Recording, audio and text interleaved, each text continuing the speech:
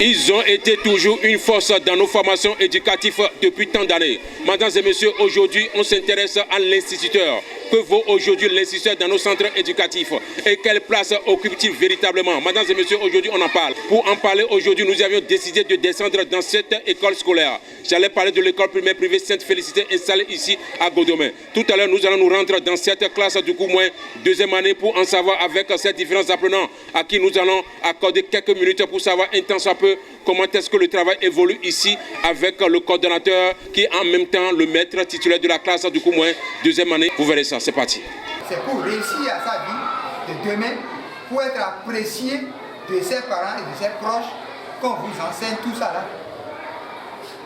Personne ne veut être rejeté de la société. L'instituteur est celui qui m'aide à travailler en classe, qui m'aide aussi à apprendre mes leçons et qui m'aide à bien m'éduquer à la maison et à l'école.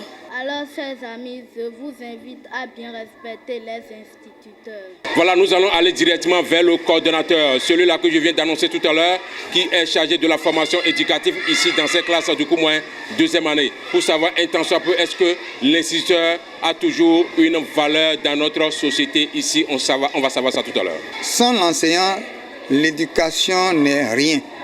Parce que l'enseignant n'est pas là seulement pour enseigner la mathématique, l'histoire, non.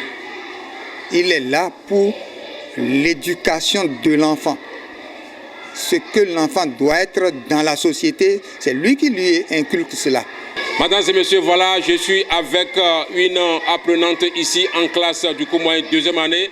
Notre soeur, notre fille, c'est avec elle que je veux savoir véritablement si elle a envie aussi de devenir une institutrice les années à venir. Vous allez savoir ça dans un instant à l'autre. C'est parti.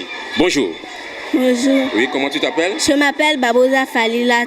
Je vais devenir Institutrice, oui. Institutrice demain parce que une institutrice éduque les élèves, leur apprennent beaucoup de choses.